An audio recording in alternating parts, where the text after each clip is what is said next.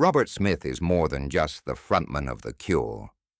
He's an emblem of a generation defined by introspection, melancholy, and the raw emotional honesty of alternative rock.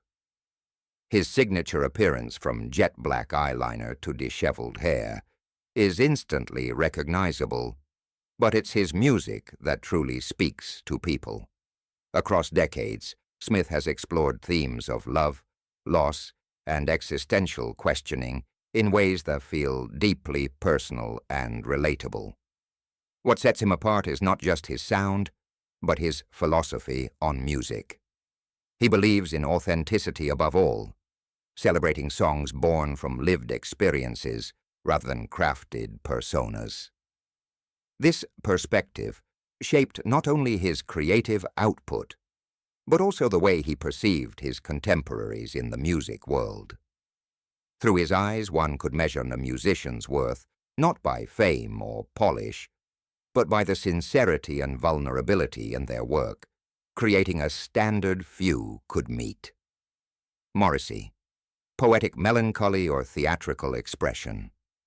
Smith's relationship with Morrissey, former frontman of the Smiths, is a study in contrasts. While both artists navigated themes of sorrow and alienation, Smith reportedly found Morrissey's approach theatrical. He admired genuine emotional expression, yet he seemed cautious about emotion that felt performed rather than deeply personal. Morrissey's flair for drama and his carefully constructed public persona may have clashed with Smith's idea of authenticity, which favored rawness over polish. Insiders suggest that Smith viewed Morrissey's melancholy as intellectualized, poetic, yes, but not always grounded in the messy reality of lived experience. Despite this, Smith never publicly criticized Morrissey, reflecting his nuanced approach to judgment.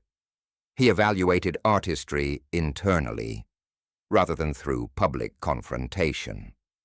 This perspective highlights Smith's respect for sincerity, illustrating that even admiration can come with discernment when authenticity is at stake. Duran Duran, style over substance. The glittering world of Duran Duran represented a different corner of 1980s music culture. Where Smith's work dwelled in introspection, Duran Duran thrived on style, glamour, and mass appeal. Their music was polished, visually engaging, and commercially astute, designed for the MTV era and mainstream consumption. Smith, who championed heartfelt songwriting and emotional vulnerability, reportedly struggled to reconcile this emphasis on image with his own values. While he didn't discount talent, he seemed to see a prioritization of aesthetics over substance, viewing their work as an alternate interpretation of musical success. The contrast between the intimate, confessional world of The Cure and the spectacle of Duran Duran illustrates Smith's philosophy. Emotional depth matters more than broad appeal, and art loses some of its resonance when personal truth is overshadowed by performance. Billy Idol, punk spirit or commercialized rebellion. Emerging from the punk movement alongside The Cure, Billy Idol embodies raw energy and youthful defiance. Yet Smith's admiration for punk was paired with wariness toward its commercialization. Idol's trajectory, from underground punk to MTV-fueled stardom, illustrates a divergence from the unpolished, rebellious ethos that first inspired Smith. The punk spirit for Smith was inseparable from authenticity.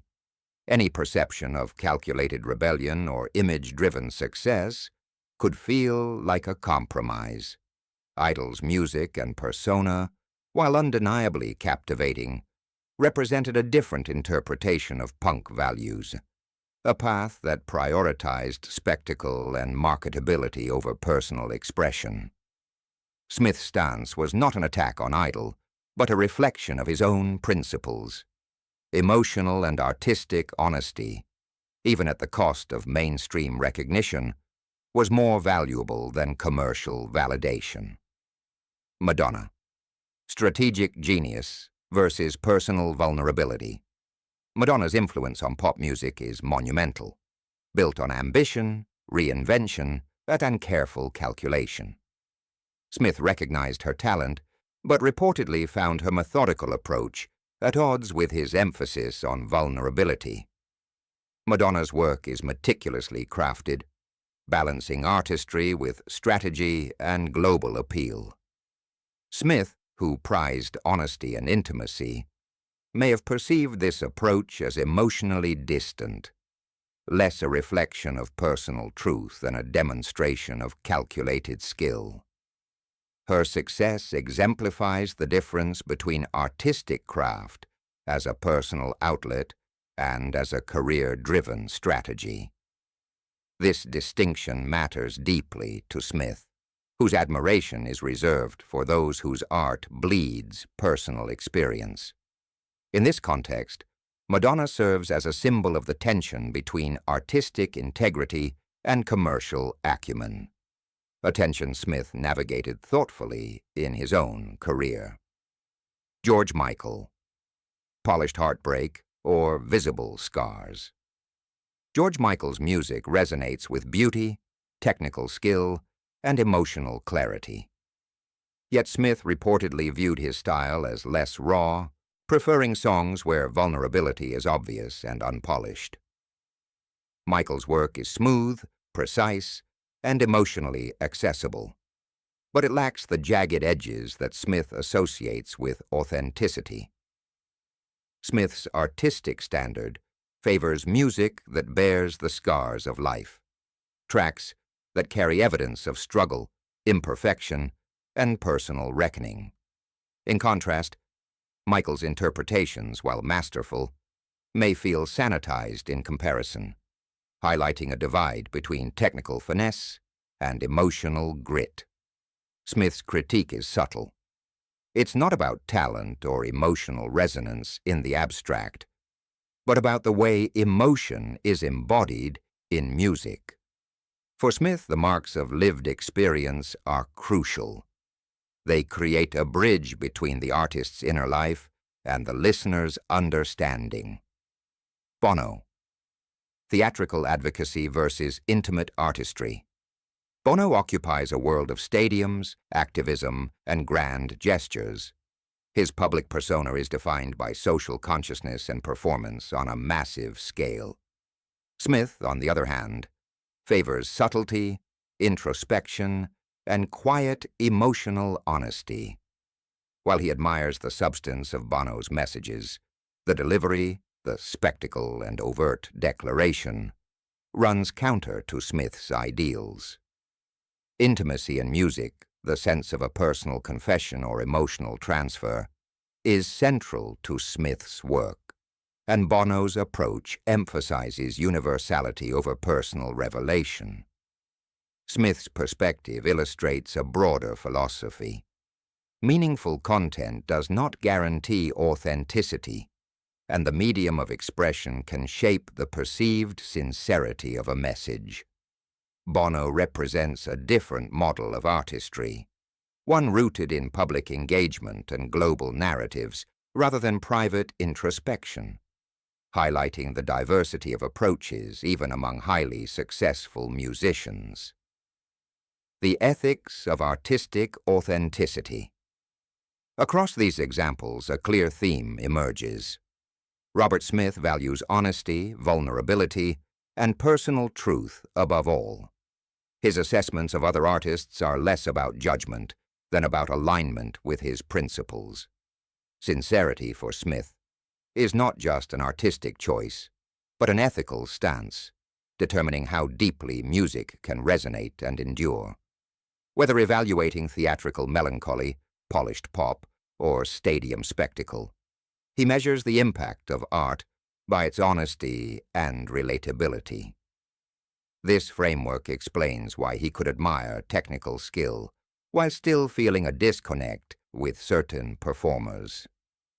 In Smith's world, Authenticity is a lens for understanding the heart of a musician, the unseen effort, the unpolished emotions, and the courage to reveal one's inner life through sound.